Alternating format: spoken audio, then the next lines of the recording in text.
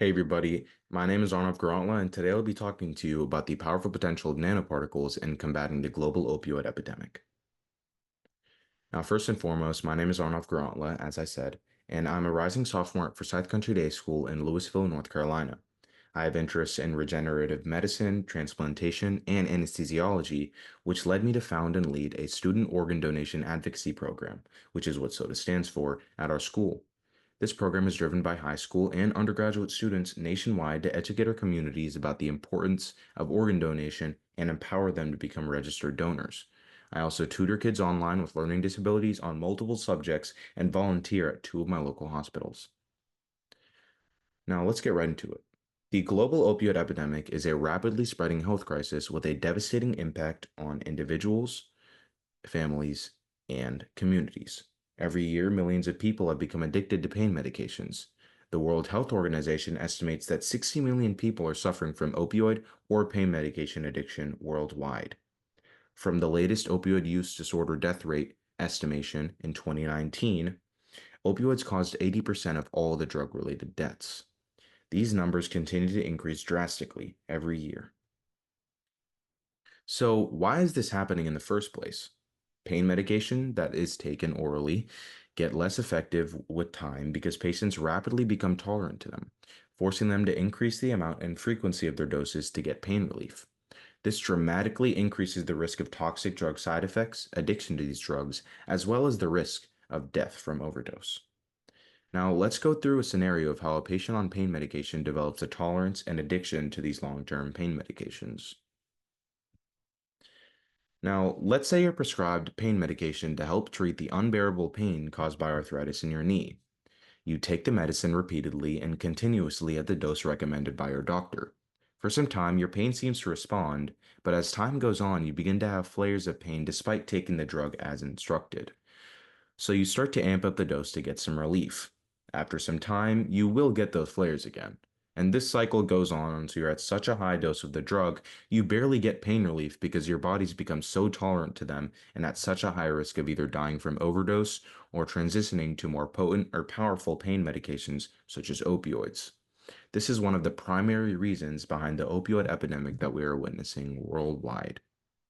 Now let's investigate why pain medications cause toxic side effects in the body.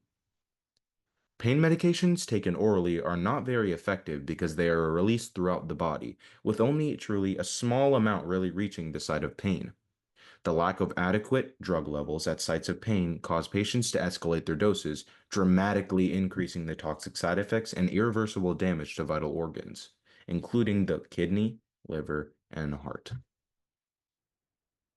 So, what is a potential solution to the problem that can help us combat the global opioid crisis? Nanoparticles containing ultra-low doses of non-opioid or opioid pain medications could be a safe and effective alternative to oral drugs for pain, which is a solution to the opioid crisis. Given their versatility, nanoparticles can deliver very small doses of the drug directly into immune cells, like macrophages, which travel to the sites of pain or inflammation, resulting in targeted pain relief while sparing the whole body from exposure to the drug. Nanoparticles are tiny, ranging from 1 to 100 nanometers. For reference, to show you how small a nanoparticle really is, 1 nanometer is 1 billionth of a meter.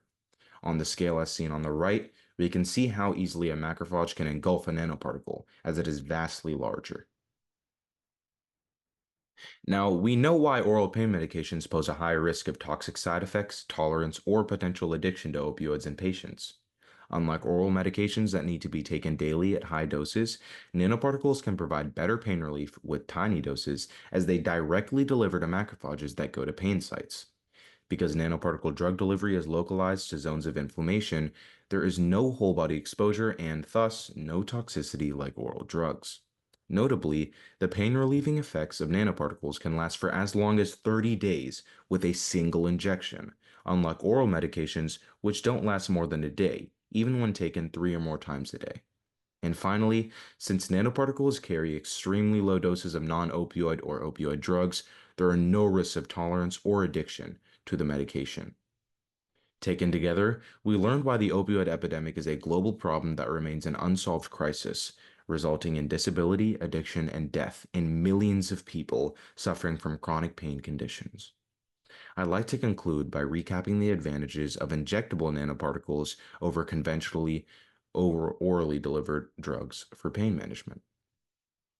Now, we can clearly see that the nanoparticles are able to provide more effective pain relief while lasting longer per dose, posing fewer side effects and less damage to the vital organs, and posing a dramatically lower risk of addiction to the pain medication as compared to pain medications taken orally. Now, what if we could possibly personalize pain management by delivering the right drug at the lowest effective dose per patient? We could avoid the short aid long-term complication of pain medication in these patients, and we could eliminate the risk of tolerance, addiction, or death from overdose in patients who suffer from chronic pain or addicted to opioids. Now, fortunately, we could complete all of this with pain nanomedicine using nanoparticles.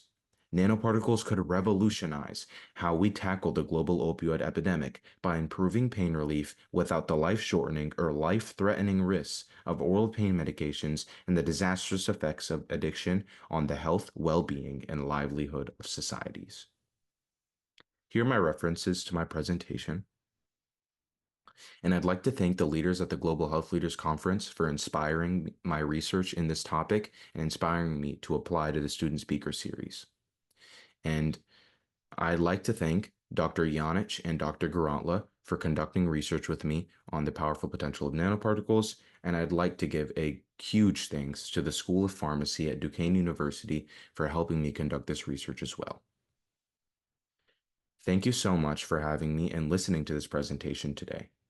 If you have any questions, feel free to reach out at the email given. And yeah, thank you so much.